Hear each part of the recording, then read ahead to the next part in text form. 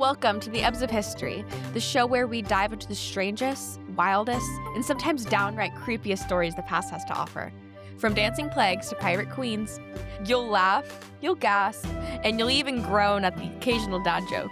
But most importantly, you'll learn how history is way cooler than your textbook ever told you.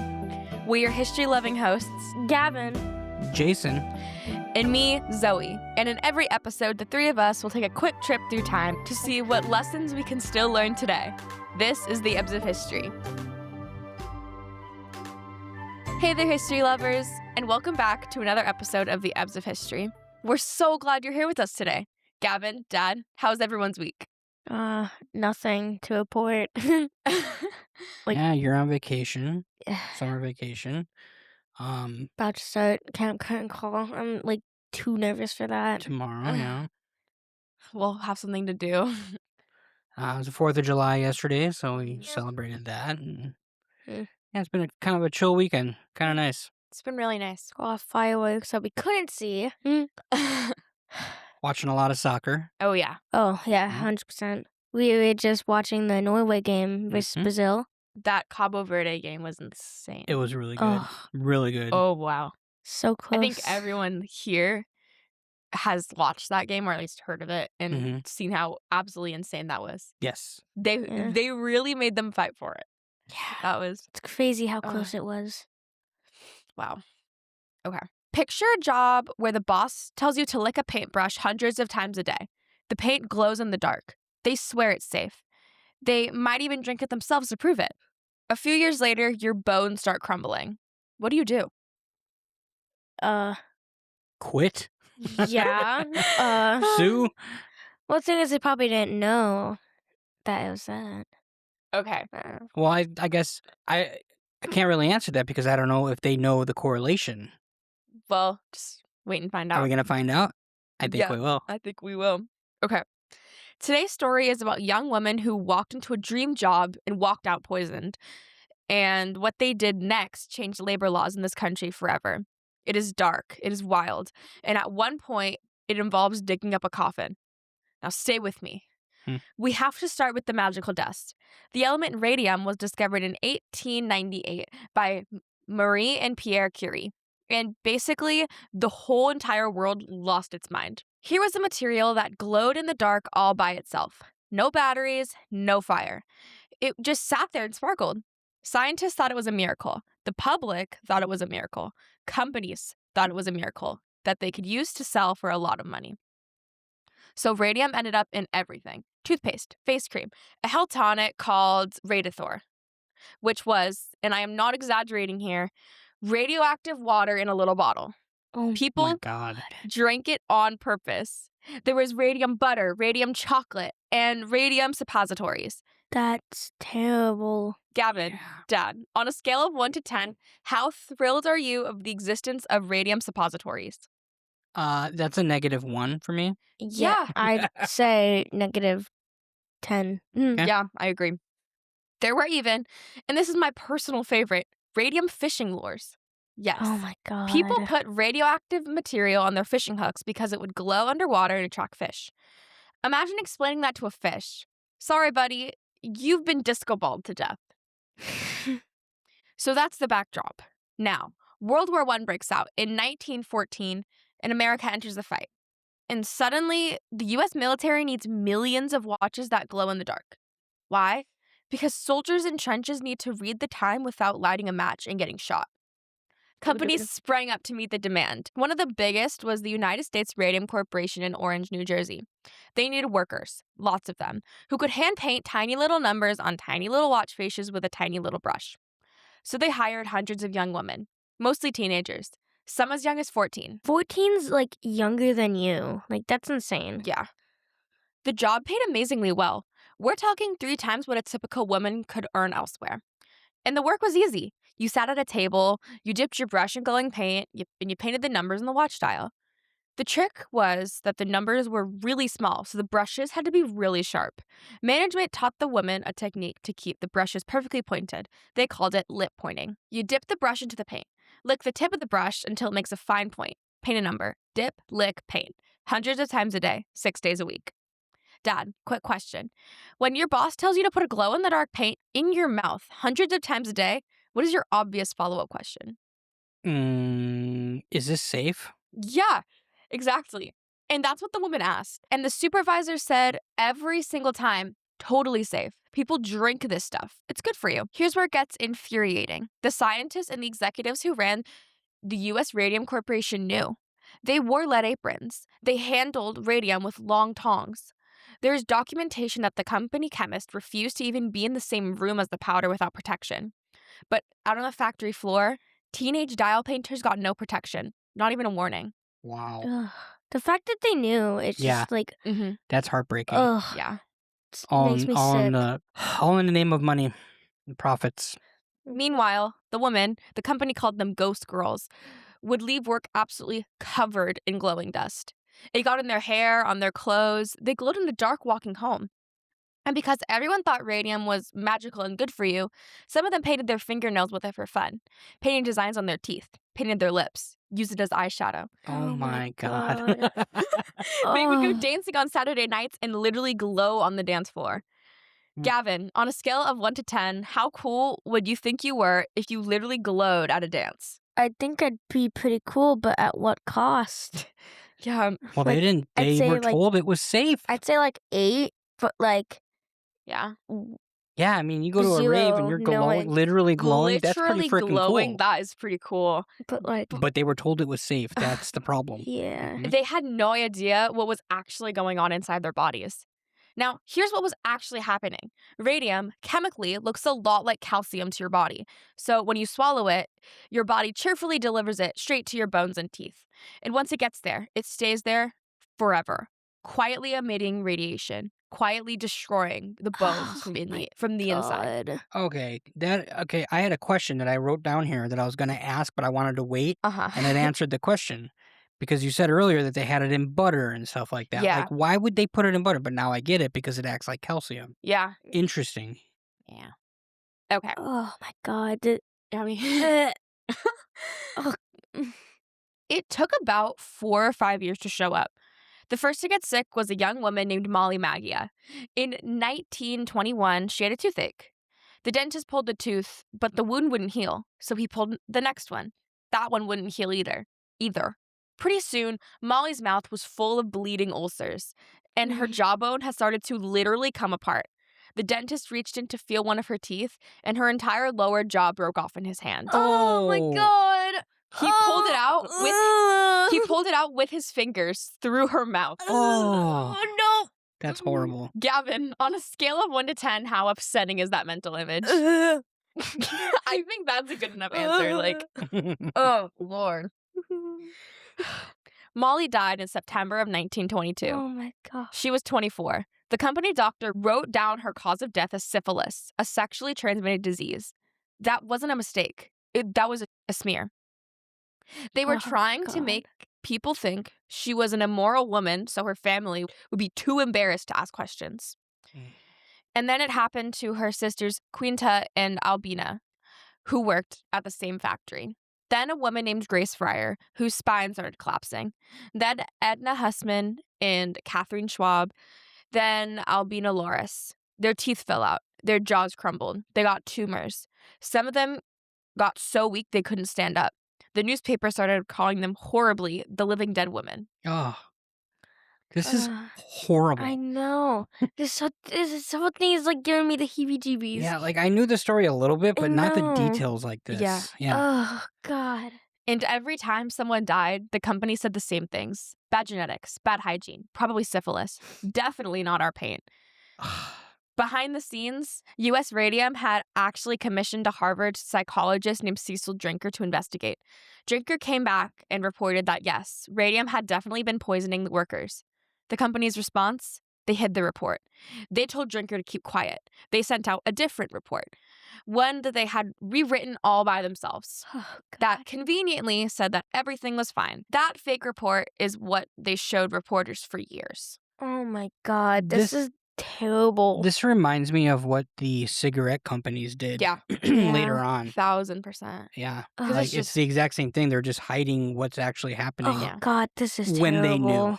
The fact that they know just makes it so much worse. Yes, it does. Oh, God. All right. This makes me sick. Grace Fryer decided to sue. It took her. Oh, my God. It took her. Wait a minute. You mean they didn't believe the reports that the company was giving? Oh my gosh. It took her 2 years to find a single lawyer willing to take the case. Think about that.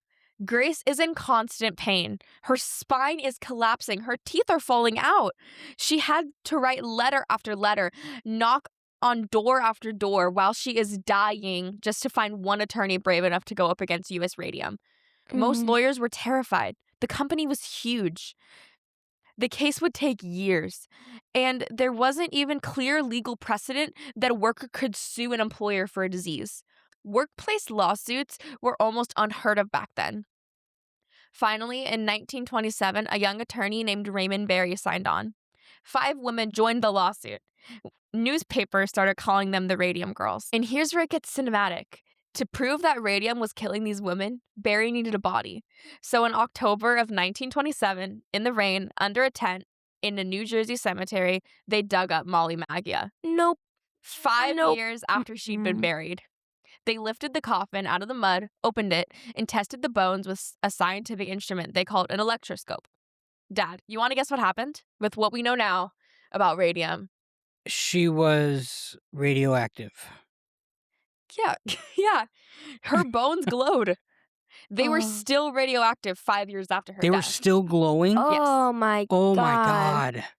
That's a clear sign if I've ever seen one. Yeah. That this is crazy. But the company kept stalling. They kept asking the court for delays. They figured if they could just drag it out, the dying woman would just die before they could testify.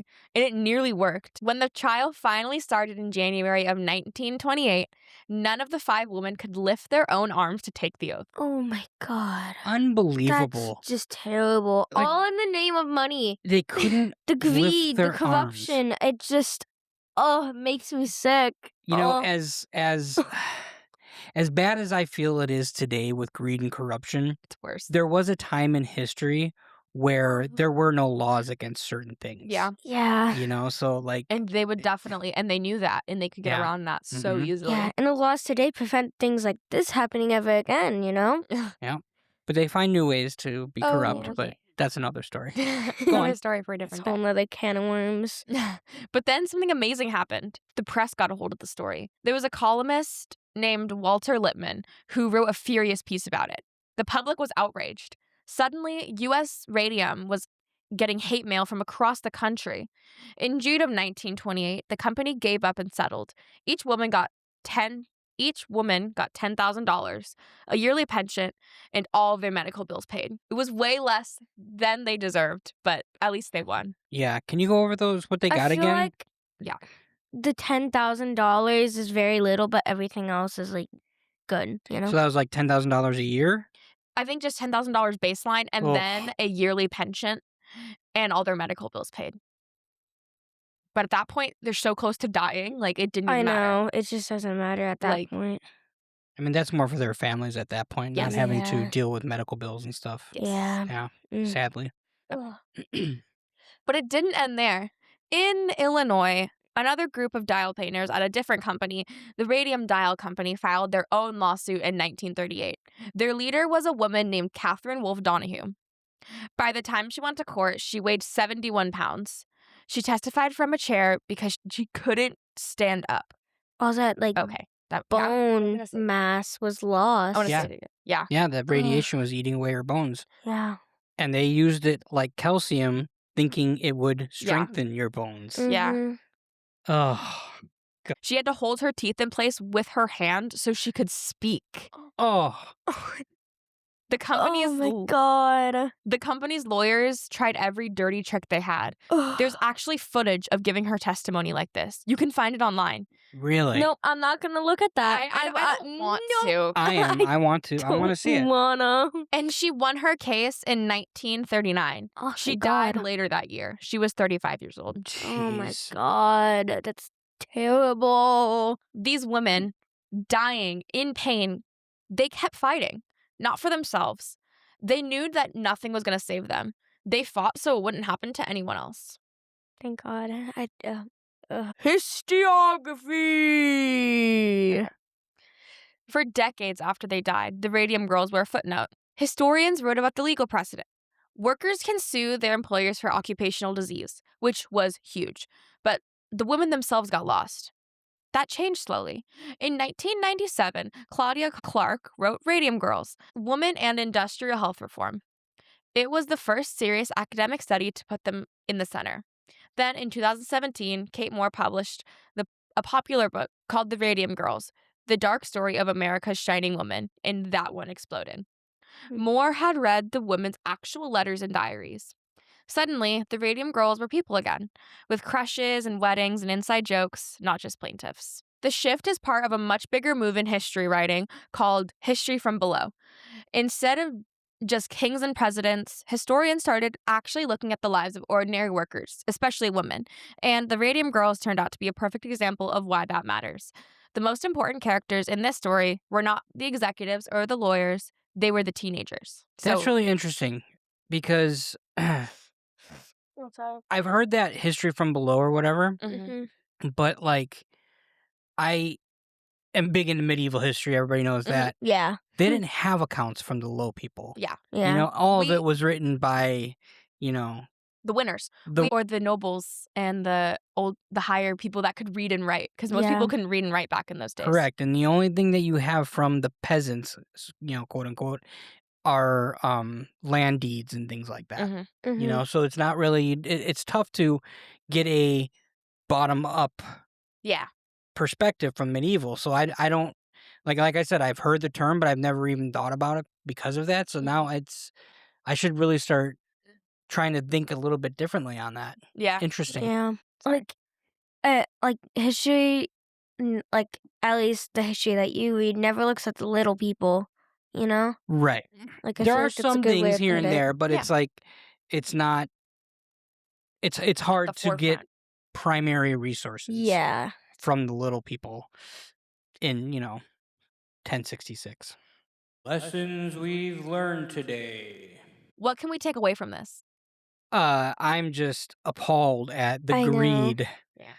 And just the greed. The greed, all in the name of profit. Yeah. They lied to these teenagers, these girls, in the name of profit. And it's just like, it's always been around, this greed. You add money to anything and it just... Yeah. Something changes. Something changes in people, and how could they do that? Yeah. What the line that really hit me was they tried to stall it out so they would just die before they could testify. That's the part that really got me, because I'm just like, that is like almost inhumane. That's a very good point. That's where it's just like I'm done. Like, it's like, okay, well, you're still just thinking about the money. Yeah. You do not care about the people or the lives that you have affected. It's practically indirectly like murder. Yeah. Pretty much. Yeah. Because they knew this whole time that it was poisonous. It would kill them. I have something to say. Like, don't let money get to your head. Yeah. Like. That's a good one. Yep. That's tough, though. That's real tough. Yeah. I mean, like, it's easier said than done, because in a vacuum, yes, you can say that, and yes, it works. But in real life and in actuality, you don't know how you're going to react when you get sums of money. Yeah. Like you don't know, like, because, you know what I'm trying to say. I do. Yeah. I guess, don't always trust what you're being told from your bosses, I guess. Yeah. That's one of the points I had here. Like, always think about where they're coming from. This kind of goes right back to question everything. Like that's that's a theme of our podcast. Episode we go back to question everything. Yeah. But I mean, it's really it's not just history though. It's when you're at work. What is the angle that your boss is coming from? Because I feel like as humans, we're always trying to get something. Like, like whenever we speak, we're always trying to get something out of it, even if it's just we want to share our feelings, we want to get more of whatever. Like, there's always a motive behind it, and good or bad, it's still like something to benefit us as a human. Yeah. I have a couple here. This one's kind of going off of what we were just talking about, was when someone in power says, "Don't worry about it. It's safe." That is exactly the moment to worry about it. Oh. That's literally like what I have here. Yeah. The executives at US Radium knew. They had lead aprons. They had the tongs. They just decided the women didn't need to know. Yeah, it's just that they Se- had the equipment.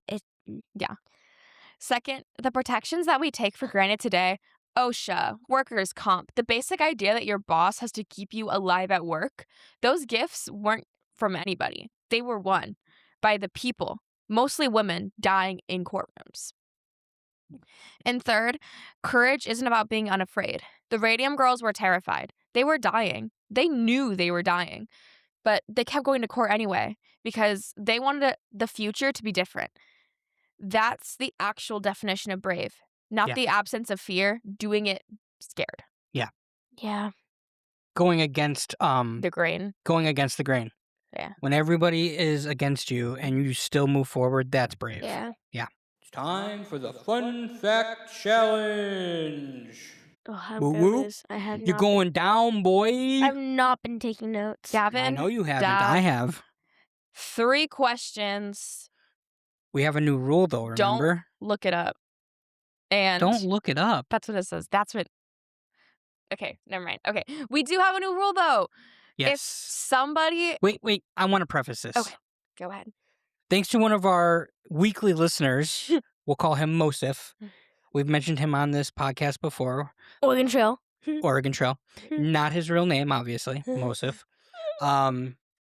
He suggested that you can lock in at any time during the question. You just have to get it right. And if you get it wrong, the question continues and you can't lock in until the other person has a chance to guess. Okay. Yeah. So if you think you know it before she's done reading, lock in. Okay. So thank you, Mosif, for the tip. But if you jump the gun and you get it wrong, then That's a free chance for me. that opens it up. All right. Okay. Question number 1. What was the technique the Radium girls were taught to keep their brushes nice and pointed? Locked in. I'm going to say that I was should have done. taken notes. Okay, so I didn't quite understand what you said. It's either lip pointing or lick pointing. Lip pointing. So it's lip. Lip. Okay, I couldn't understand, but I knew it was... Either way. Yeah. It works. Because they would lick. Yeah. Because I thought I heard you say lip, but then you said lick. Because they would lick the brushes. Yeah. That's why I'm like, wait a minute, what? Lip pointing. They licked the brush after every single stroke. Okay. Question 2.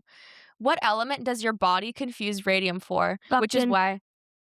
Calcium. Yes. Good job. I'm going to continue the question just Yeah, so we that's get fine. it out. That's new rule. What element does the body confuse radium for, which is why it goes straight to your bones? And the answer, Gavin was correct, is calcium. Your body thinks it's helping when it puts radium in your skeleton. It is not helping. That's nuts. It's just crazy. Like, ugh. Okay, we're tied. Question 3, the tiebreaker. What dramatic piece of evidence did the lawyers use in 1927? Leptin. Gavin? The fact that the first victim, the body was like the carcass was still glowing. Your carcass. I like that. I don't know. It was body? still glowing after 5 years. Yeah. Wait, what that's I it? have here is they dug up Molly Maggia's body and her bones are still glowing 5 years after she was buried. So I'll give it to Gavin. Let's go. Yeah. Shocked I won that. All right, Yeah. so you won that, dude. Good job. One. Nice. I like this new rule. So I want you to talk a little bit about what you did in your drama class. Yeah. Because that's what spurred you wanting to do this episode. Can you tell us, like, what was that even? Was that a play or something like that? Or Yeah. They made a Radium Girls play. Like, they took all of the... I think they probably used the books that we talked about earlier that were Absolutely, written yeah. as like source material, and they made it a play. It's called Radium Girls. We did it for a festival. It's by D.W. Gregory. And it's a stage play. Yes. It was first produced in New Jersey in the year 2000. And we did it for like, it's a Pacific regional like competition that my school competes in, and we combined the whole play into just 8 minutes, and we told the story of the Radium Girls, and it went through and it used the real girls' names. So I I personally played Grace Fryer, but it also talked about Molly Maggia and Catherine Schwab. Like, those were actual characters that we played, and there was, like, Raymond Barry, there was reporters, like... That was my favorite of your D-Task things that you've done. I have to agree. Yeah. It was really fun, and it felt like such an important story to tell. Absolutely. Yeah. It felt like it meant something rather than just, silly playing around. You're silly playing around from class. Like, it meant something more than what you guys were doing. And it, at least for me, it was fun. Not fun, but, like, it was interesting to, like, play through, because my character, she, at least with the cut that we use, survives throughout the whole thing. Like, she dies off play, but, like... Yeah. But it was fun to kind of play around with, like, having life at the beginning, and then at the very end, like, at, like, the reporter's stands, like, just being, like, crippled and, like, just having, like, a lot less energy, because like, I had to show that, like, these girls were dying. Yes, Like, because they were. And, like, during this thing you just were talking about, they died within a year of the trial, a couple of them, like... because they stalled it out for so long. Yeah. Ugh. This day in history. Today is July 9th, so I'm going to be doing 3 things that happened on this day. In 1762, Catherine the Great takes power in Russia. Catherine overthrew her husband, Peter III, and began her reign as Empress of Russia on this day. Women in STEM. Women in STEM. Taking over the man. Yes. She's a very big figure in Russian history. Yes. And there are things that people say that she did, and she didn't. It actually might be it's a little bit more mature of a topic that we could probably do on our podcast, but I kind of want to keep it geared towards, teenagers, kids and teenagers. I mean, after this episode, I don't know. I know, that's true. But no, this is a little bit more... Yeah. There's it turns a little happy at the end. If you guys want to look into it later, be my guest. You guys just know that what you read is not true and did not happen. And people who know that what I'm talking about, if you know, you know. In 1868, probably one of the most important constitutional amendments was ratified. The 14th Amendment, defining citizenship and guaranteeing due process and equal protection. That is it's disintegrating as we speak right now. It is. And then on this date, in 1943, Allied forces land in Sicily. Do you guys remember our Operation Mincemeat episode? Yes. Yeah.